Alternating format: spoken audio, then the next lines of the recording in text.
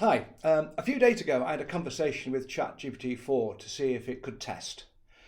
You may know already that GPT gives different results if you rerun prompts, as they're called, the commands, if you like, and the statements that you're going to help it to do what it needs to do. So this makes recording a bit tricky because you can't predict what's coming next because the tool isn't predictable in that way. So what I'm going to do is walk through the conversation I had and just scroll through it. It is a genuine conversation, and I'll try and recall what I was thinking at the time to explain why I was asking what I was asking. Now, the other thing to bear in mind is it's a conversation. It's a conversation that's discussing a goal, aspects of it, and homing in on an objective. And I think this is a better way to think of using AI in this way. So the first thing I ask you to do is to adopt an expert tester persona. So I'm going to imagine that I'm pairing with a colleague who is an expert tester. After a bit of a preamble talking about this and that regarding testing, we talk about HTML, types of data on web pages, typical values that we can use to test. We talk about boundary values and then move on to creating some test cases. We refine them so they could be used by Selenium. And then we create and refine a Selenium script. So this sounds kind of exciting or scary, but let me explain. Why am I doing this?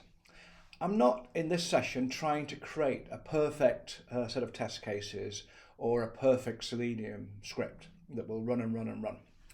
I just want to learn how it thinks and how potentially we can get more out of it or the most out of it. But this is a learning exercise. I'm sure it'll take a long time to get to a perfect relationship. But part of that relationship is to understand what the limits of the tool is, what it can do and what it can't, how I can guide it, steer it into doing what I want a bit better, but also to recognize what I need to do for myself. So it's not an attempt to hand over all control and all the effort to the tool. It's about learning how I can work with it as a pair. And just to preempt the conclusion I came to, it did feel like I was working with a colleague. Now they're going to do most of the legwork, and I'm going to do most, but not necessarily all, the thinking and reviewing of what's going on and changing direction when we need to. I mean, the tool is a bit like an idiot savant, I think is the label that is sometimes put on these AI products. They have perfect recall, but they're not very imaginative and not very creative. But actually, I think I'm doing it a slight disservice by saying that. Anyway, let's get to it. Now, here's my browser with ChatGPT in there, and the conversation I'm looking at is the one I had a few days ago to look at testing, creating tests, test cases, and Selenium scripts. You'll see that I'm going to show you the prompt, and then I'm going to talk about what I was thinking at the time. Might read some of the prompt to explain what it is, and then show you the response, and then maybe talk about the response a little bit and say, well, what happens next? Where do I go next, having got the response I got out of GPT? So let's go. So the first prompt is a suggestion that GPT adopts a persona as an expert in software testing. That seems like a reasonable thing to do.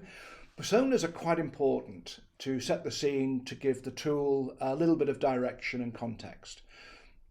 You can actually make them an expert in something you don't want to talk about and let them make a fool of themselves. So it does have an impact. It's a useful thing to do, to put them in the right place, if you like, in their perspective of what we're trying to achieve. So I want them to be an expert in software testing, HTML, test case design, using Selenium and the Python programming language. We're going to ask it to design some tests, create some test cases, and create some Selenium scripts. And my question to the tool is, do you understand what the mission is? Yes, I'm ready for the mission. Please provide the HTML for the web page under test, and I'll help you design tests, create test cases, and prepare an automated script using Selenium and Python to test the simple admin page.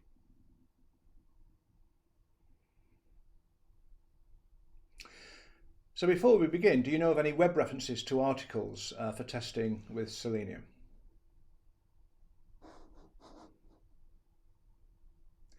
And it seems to, come up with some references here. I was just curious to see what it would come up with. Now, one of the things that is a slight drawback with GPT-4 even is that the data it was trained upon came to an end in 2021. So it only knows stuff up to some period in 2021. So what I'm going to do is I'm going to paste the HTML of a web page and just ask it to tell me about what it sees in the web page itself. Okay, it says okay.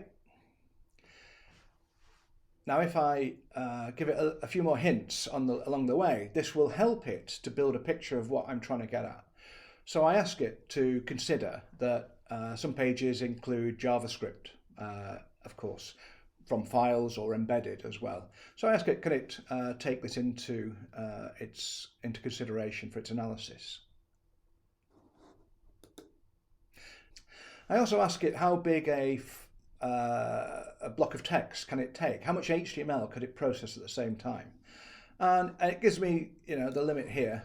I could take a more complex web page and cut and paste the text in blocks and saying, here's the first block of 800 words, here's the second block of 800 words, here's a third block, and that's the end. Now take what you've got and process it.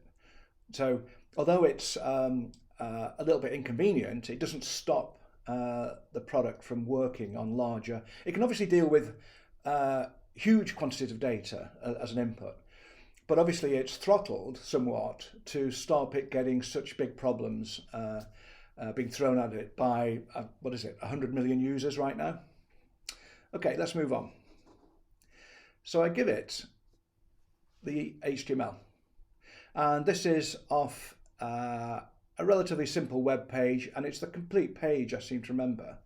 And it doesn't matter what it does, it's about the conversation that I'm about to have with it.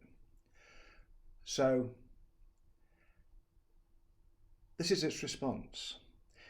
It's analysed the HTML and it's identified the following active elements on the web page. So it looks at a flash message, it looks at 5 buttons with an on-click attribute that obviously calls some JavaScript.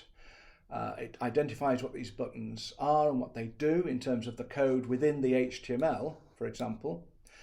It says there are no text input fields. There are none. There's a drop down, I think, or two, and basically it's a navigation page almost. So it also kind of responds and suggests that there's no HTML code in the page. So it recognizes that it doesn't have complete knowledge of how it should work. So it can't tell you precisely what the page will do because it hasn't got that information, and it tells me that. So it's reassuring to know that it knows its limits and it's not going to make stuff up. It might make stuff up if it has what it believes is a sufficient amount of information. But if it definitely knows it can't make things up for you, it will stop and tell you. So I give it another code snippet. Now this is a web page which I'll show on screen briefly to maintain records in a database which represent or are used for the display of pages on a live website. So it's kind of a content management kind of feature, but it's a relatively simple page. Okay, so I'm not trying to give it the most complex thing in history to trick it and to force it into error or to show its brilliance. I'm just trying to understand how it deals with the thinking and the thought processes that it requires to make progress. So let's see what it gives with all this here. You can see it's quite substantial.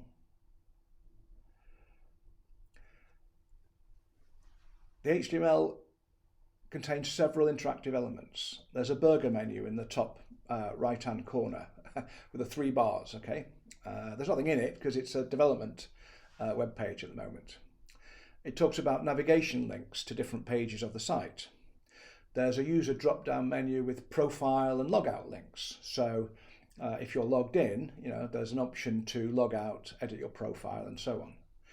And then it identifies a form. And it says there's a form for updating a static web page because it's figured out that that's what it's doing. Okay, I don't know where it got that from, whether it picked it up from something I said earlier in the conversation, but I think it figured that out for itself from the text of the HTML, and it's accurate. It is correct. It's editing a static web page. So there's a title, a summary, parent page, a body, blah blah blah blah. There are two buttons: one to submit, one to kind of cancel, go back, kind of thing. And at the end of the HTML, there's a reference to some JavaScript. It doesn't know what it contains. There's no JavaScript other than window.open, which is standard code in JavaScript to navigate to another web page. So it basically says, I recognize the stuff you've given me. So, I say thanks very much, and then I suggest that it tabulates the input fields and buttons on the form. And I suggest they're ordered by their occurrence in the HTML forms, if there are more than one form. The table should contain the following columns. A prompt for the field, so that'll give an indication of what that field should contain. The field itself and an ID that it would use if it were to access and synchronize with that field using Selenium. So whether it's a field identifier, XPath, that kind of thing. I'm inviting it to tell me how it would identify it in the HTML. The type of field, and that's not given by the code, but I'm asking it, well, is this a text field or a text area, a large long text kind of field? Is it numeric? Is it a float? And so on. If you can't identify the type of field, enter not known in the table. And what it came up with is a table with quite reasonable information. It's got all the IDs correct. It's identified whether they are text or a text area, which is helpful. There's a drop-down, a select elements. There's a couple of checkboxes, 3 in fact, and the 2 buttons. And I asked it to say, well, what kind of data would you enter into this? And it seems to get that right. As far as I can tell, looking down this column, that's all correct. Obviously, the buttons don't take an input. Now, it says, please note the field length is not specified in the HTML snippet. In such cases, the default maximum length for text inputs is usually determined by the browser or the backend system that processes the form data. So it's recognizing that if there's no field length on the HTML, it's suggesting that the backend server will do the validation and find the problems. So you can't discover that just by looking at the HTML, which is kind of quite astute. I'm liking this more and more, I should say. Let's move on. So I say, I believe there's only one form on the page. Is that correct? And it confirms that. It says how it recognizes it. So it tells me how it identifies this situation. Okay. Please reproduce the table, but only include the fields in the form. So actually, it's going to come up with the same table, which is fine. But on another conversation, if it had multiple forms, or if there are active elements that aren't part of a form, which is possible, I want those excluded. So it gives me basically the contents of the form, which is fine. So now I think, well, okay, I'll give it a bit more context. So I'm suggesting that the web page is used to create database records that contain detail of a web page to be displayed on the website. Please could you reproduce the table and add an extra column that contains a typical value for each field. Don't include the delete field this time, we don't need that. So I'm asking it to remove one of the fields, because actually it's a checkbox which says I want to delete this record. Let's get rid of that. It's not relevant to what I want to do yet. And here it is. It comes up with the table, and again, it seems to be accurate. It's dropped the delete field. I like that. It talks a little bit down here about typical values for checkboxes, usually on and off, and so on. So, okay, I like that. Next, I'd like you to create 2 typical values for each field. Obviously, the Booleans could be checked off or on. Numbers and text can be randomly chosen. So here it goes. It says here are 2 sets of typical values for each field. So for each field here, it's given me a possible value, and they're all reasonable. It's easily, interestingly, put an HTML tag in the body of the text area, which is the bulk of the content for the web page. So it seems to have figured out for itself that actually this is going to be HTML code. In actual fact, there's an editor, a JavaScript editor, which takes control over text area fields, which allows you to do formatting. And I don't know if it's spotted that, or whether, which would be very clever, or whether it simply thinks, you know what, this could be HTML, and typical HTML would be a paragraph field, a paragraph piece of text. Then it gives me a second, and not much more to say, except it's chosen different information to go into each field. It all looks very reasonable as a typical value. Let's move on. So now I ask, are you familiar with a test design technique usually referred to as boundary value analysis? And what it comes up with is its definition. So it's when you ask it, does it know something? It doesn't just say yes or no or maybe. I mean, it gives you the definition. And it comes up with a very reasonable definition. Now, I couldn't tell you where this came from, so I don't know whether this is an academic kind of definition, or it's from ISTQB. I mean, I haven't, searched. I suppose I could do that, but it looks very reasonable. It gives the right impression that it really does understand the technique, which is great, and I'm a bit surprised by that. It did know that much, but maybe I shouldn't be surprised if it's that clever.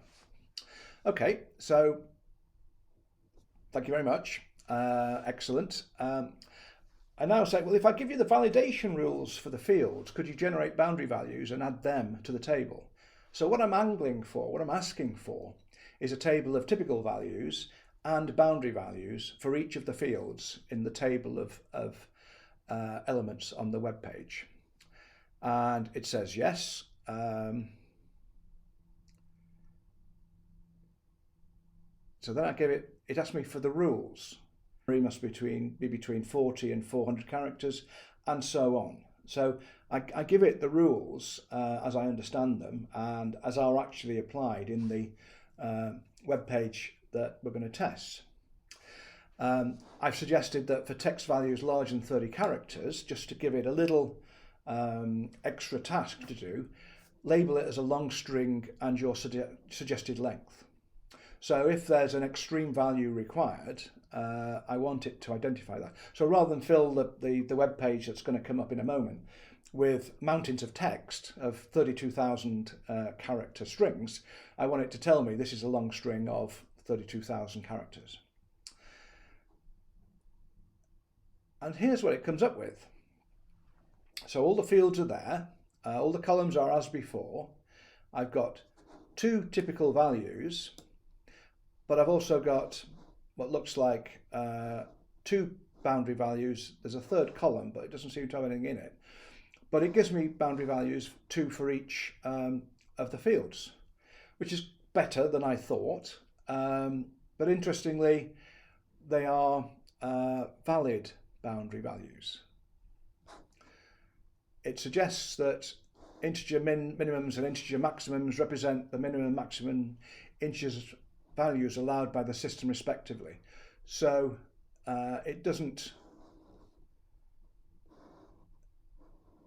add a lot of value there, but it's okay. I'll take that. So thanks very much. I see you've chosen valid boundary values. Can you identify invalid boundary values? What is your reasoning for choosing invalid boundary values. I want to know why it's chosen them. So now what it's done is it's given us another table with just the fields plus the 2 invalid boundary values. Now, there are no examples where it could offer more than 2 because the rules were pretty simple. But it's done the right thing. It's gone just one integer beyond and below the valid ranges of lengths of text fields. And the integer values, it's done the right thing with this parent page ID, should be between 0 and 500, and it's picked up -1 and 501 as the boundaries on just outside that range. So it all looks pretty good, I have to say. So it's picked up a long string that has 39 characters. Remember, the valid range is 40 to 32,000, and I've got a long string of 32,001. It seems to have picked out the right values. It gives a bit of an explanation, which is fair enough, and I like that.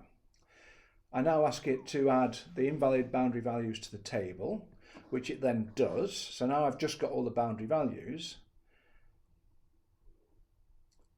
I've asked it to extend the table beyond, to reintroduce the fields that I asked for before, the columns that I asked for before. It did that, that's okay. Now I'm saying, let's finalize the table in that I want a typical value as well as the boundary values. So I ask for just the typical value 1 column to be restored, and it does that. And now you can see I've got a table of all the fields and 5 values for each field, including a typical value and boundary values where appropriate. So, okay, we seem to be making progress now. Now, the status field is a drop-down list, and it's got values like draft, please review, reviewed, abandoned, that kind of thing. I think there's 5 options. So for a tester to select an invalid value for that drop-down list would be quite hard, because all you see in the drop-down are valid values for that field. So I asked it, how would you test invalid values for the drop-down field? And what it comes up with is a very reasonable statement. Again, I'm not going to say it's perfect, but it's definitely on the right lines. As a tester working with the user interface, you could inspect a field and it will show you the values of the HTML in the drop-down list, and you can edit it within the developer tool used to inspect the HTML code in action. That'd be one way. That's the manual DOM manipulation idea. With automated testing, you can write into the DOM using the test tool and do it, in an automated way rather than doing it by hand. And then it talks about API testing. That is not using HTML through a browser, but by sending HTTP requests and looking at responses, under the bonnet. So if you like, getting lower in the architecture, so you can directly talk to the system on a test through the API. And there may be other ways, but those are the 3 main ways I would recognize. So I'm pretty impressed with that, I have to say. Now we've got a list of values for each field with boundary values. So we have kind of a reasonable set of test values to use to test this web page. So I ask it, are you familiar with the all pairs test design technique? And it says yes, and its answer is pretty reasonable. It comes up with a reasonable definition of the all pairs technique. It suggests that you have to use tools to do this reliably, which is fair enough. So again, that's a very reasonable thing to say. Okay, so next I'm asking it, I want you to create some test cases that use all the test values you've created. So I want to cover all the test values it's identified. If it can, separate the test cases that have valid outcomes from those that we expect would cause an error to be displayed on screen. So I want it to identify what it would see as valid transactions, valid data being accepted, and invalid data being rejected, to see whether it can identify the difference. And this is what it came up with. And again, look, reading along the columns, you've seen all this before, but the expected results are kind of interesting. So we have valid. It doesn't know what the response would be other than a message probably saying updated, successfully updated or something like that. But it says valid. And where it says error, interestingly, it says which fields might be in error in that test case. So it clearly knows that by putting in an invalid value, and it's remembered from the previous aspects of the conversation, it's remembered, it recognizes that invalid data will cause some kind of expected result that is a message identifying. It doesn't know what the message is, but it says the trigger of that error message will be an invalid title, summary, parent page, sequence, or author, in this example here. So that's, I think, promising. It's really good. It makes this comment at the end saying, please note that these test cases are examples, and a more comprehensive pairwise testing approach would involve using a pairwise testing tool to generate a more complete set of test cases. I should have said that in response to the previous question, do you know how to do pairwise testing? It knows the theory, it knows the definition and what it's useful for, but it can't do it. It doesn't have the wherewithal to do the calculations of combinations that have meaning. Okay, moving on. So now I ask it, does this table cover all values you identified in the original table of fields? I'm asking it, do you believe you've exercised every value in the table of test values that you identified? And interestingly, it admits that it doesn't. And I think that's very interesting. So I asked it to cover everything, but it's admitting that it didn't. So it admits it hasn't done pairwise testing, which I think is a reasonable thing to do because it can't, but it's good that it admits it. It also says it hasn't covered the combinations, but is it telling me also it's not covered all the test values it identified?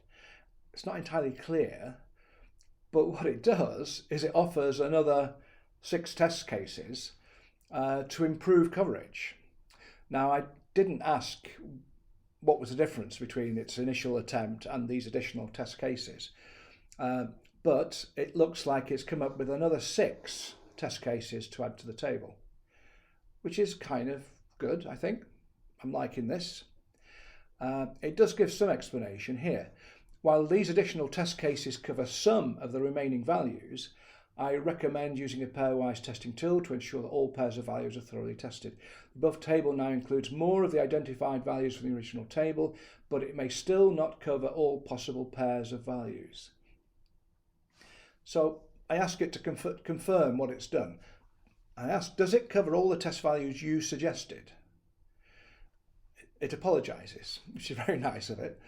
Upon reviewing the test cases again, which is an interesting statement to make, it says, I've gone back and looked at what I've done again.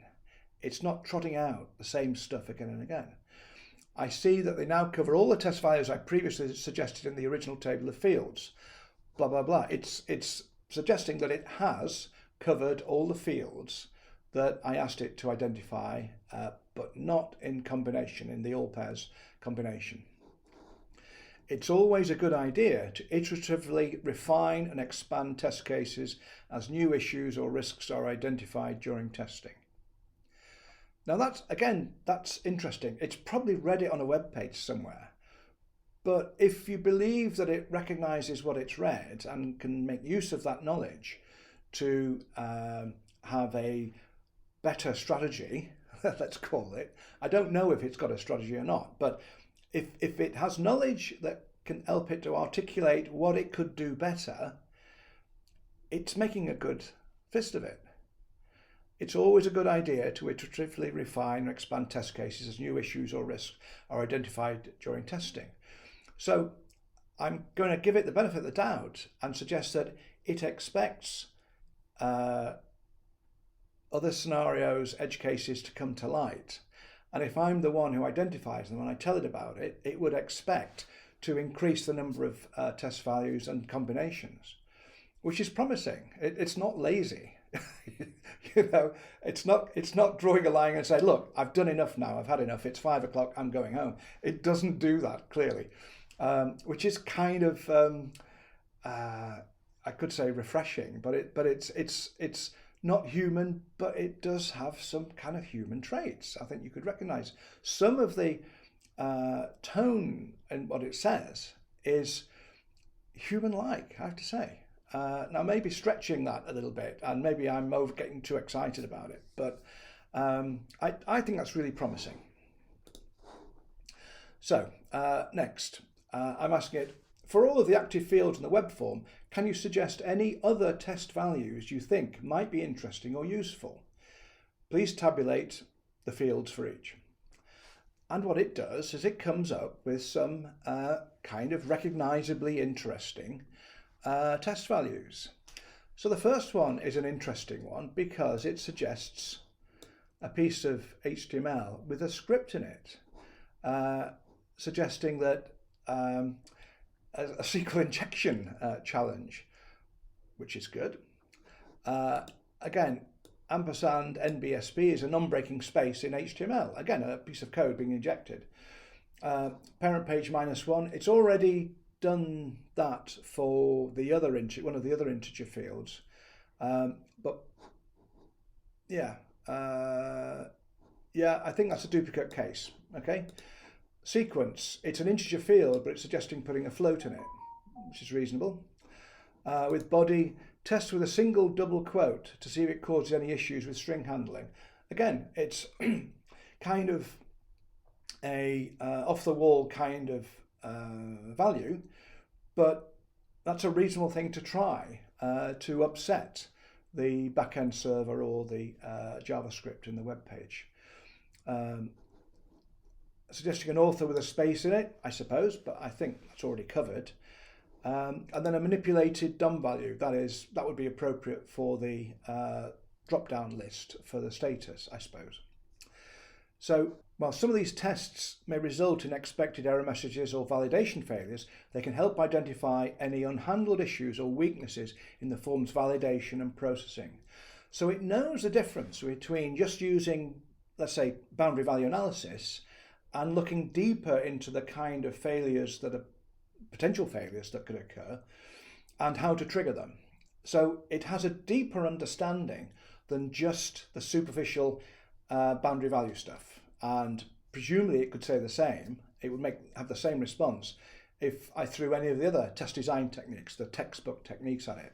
So it clearly recognizes there's more to do than just do the classic test design technique stuff. So, okay. Now I say, if I asked, could you create more test values like this? And it doesn't argue, it just creates more test values. And so it's added, there's more of the same. This is an interesting one, the C data code. C data HTML tags have some interesting security kind of vulnerability aspects to them, and it knows about it. It doesn't give it any detail, but I bet if I asked it for that test value, what do you mean by correctly handled or sanitized? What's the risk if it doesn't do that? It would probably give a good answer for that. Again, more of the same. It recognizes it could do a lot more. Now I ask it to create a test value table with all the test values. It's now suggested to add everything into one big table. What it does, it just gives the field name, the test value, and the reasoning why that value is there. So where the response is rather long, what the tool does, it kind of stops, and then you get the prompt back. And you might think, oh, I've got to rerun that prompt to start again. It's made the calculation and knows what the response will be, but there's a kind of throttling aspect to Chat GPT where long responses basically cut out at a certain point, but you can continue. Okay, so you can continue it simply by asking it to continue what it was typing out. It looks like it's typing out, doesn't it, when it responds? So I say continue, and it adds the rest of the table. These test values in combinations with previous ones should cover a wide range of possible inputs for the fields. I'm not sure whether it's actually added all the test values, but I'm going to leave that to one side. I could ask it to confirm all the values it's ever thought of are now in this table. So now I ask it, you've got a lot of values to cover. Now create test cases that use all of the test values you've created. If you can, separate the test cases that have valid outcomes from those that have invalid ones. And some other instructions. You can pause and have a look. And now it comes up with a series of test cases separated into valid and invalid. And there are 15 of them now. It gives up on the 15th. Oh, actually, there are another 10. So now I have 25 test cases. As far as I can tell, they're all unique, but I can see that these seem to be, yes, they are. They're all duplicates. I didn't ask it about that. I've just noticed that now, looking more carefully. That's a bit of a problem, but I could ask it and see what it would do about it. So, where are we at now? Does it cover all the test values you suggested? And it apologises again about it being confused. I've now created a more comprehensive set of test cases that cover all the test values I previously suggested. So it seems to commit to covering all the test values. It gets to 15 and then stops. And when I continue, I think it attempts to continue the table but gives up. I don't know what happened there. These test cases now cover all the values I previously suggested. Well, that might be the case if the 15 covered it, but I think I should have explored that a bit more closely, because it stops abruptly here, clearly. It's definitely got, oh no, they're all unique, they're all different, yeah, okay. So there might be another half dozen test cases to produce. I should have asked it to do that. Okay, so I let that go. Now, take that table and please produce a CSV formatted list of test cases that could be used by a Selenium test script. And here we have a set of rows of data with all the fields in, including expected results, in a CSV format. I could copy that and make use of it. Okay. Now, I'm suggesting that the web page it's going to test is https my site page edit. Do you need any more information to create a Selenium script to test the web form? And it makes a good stab at other things it might need. Which browsers do you want to test? Sounds reasonable. What programming language to use for the script? Very reasonable. Are there any other requirements for running test cases in a certain order? So it recognizes, maybe it recognizes there might be dependencies between these test cases. It says whether you want the script to handle test result reporting. How do you want to log results? Very reasonable thing to ask. Once I have this information, I'll provide you with a general outline of the Selenium script and some sample code for testing the web form. So I've said we'll test all three browsers. We'll use Python. There's no specific execution requirements. We will create our own login script. Please output the test results in detail to a text file called testresults.csv. So that's answered all their questions. And then it proceeds to create the code. Now it could do this in one go, but it's chosen to do it as a sequence of panels of code. Import the necessary libraries. That looks reasonable. Define a function to test the form. Test form, okay. Define a list of test cases based on test values. An initial, it doesn't seem to do anything on step 3, but we've already got that, I suppose. I'll let it off. Initialize a list of browser drivers. So we're going to loop, hopefully, through the different drivers to test it in 3 different browsers. That's the code to do that looping with the testing the form in the middle of it.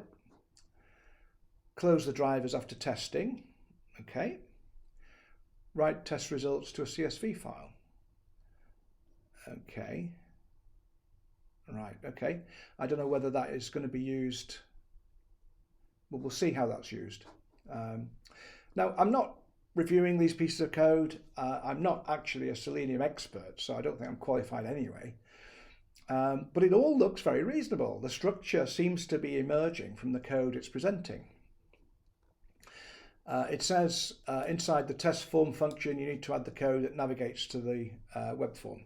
Well, it's all going to be the same page again and again and again. That's okay. I ask it, do you have enough information to write the test form function? And it says yes.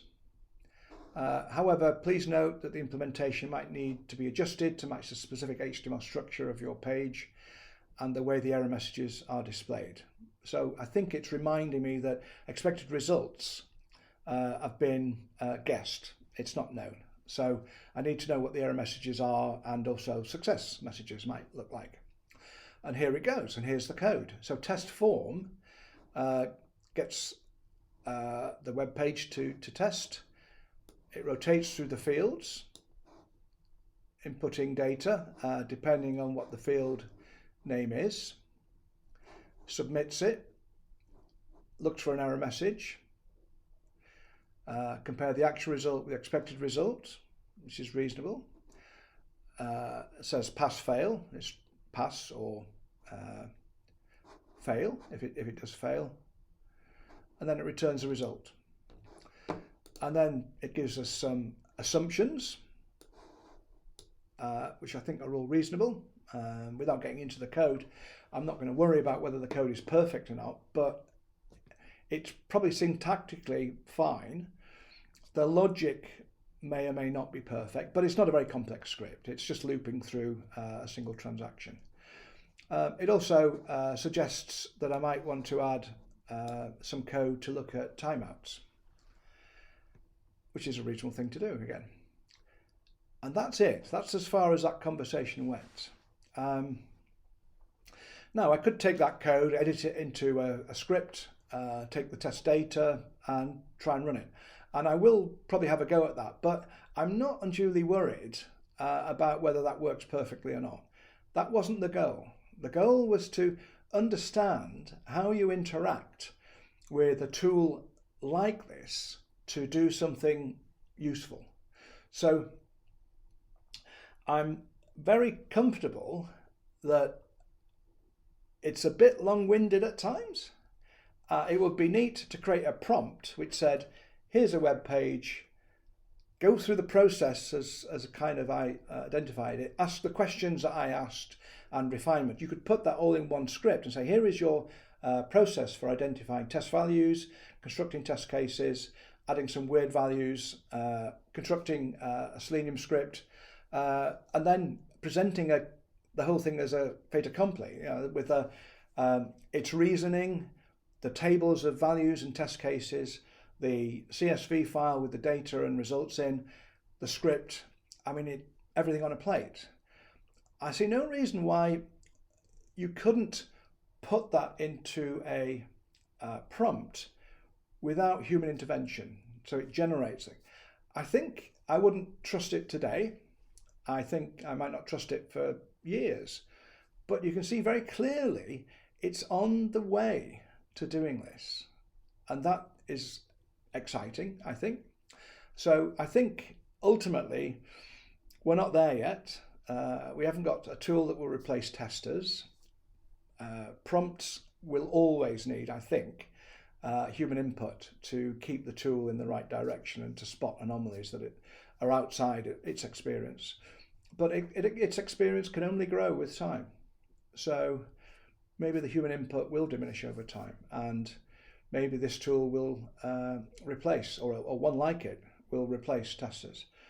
I don't see that happening anytime soon, but the building blocks are certainly there.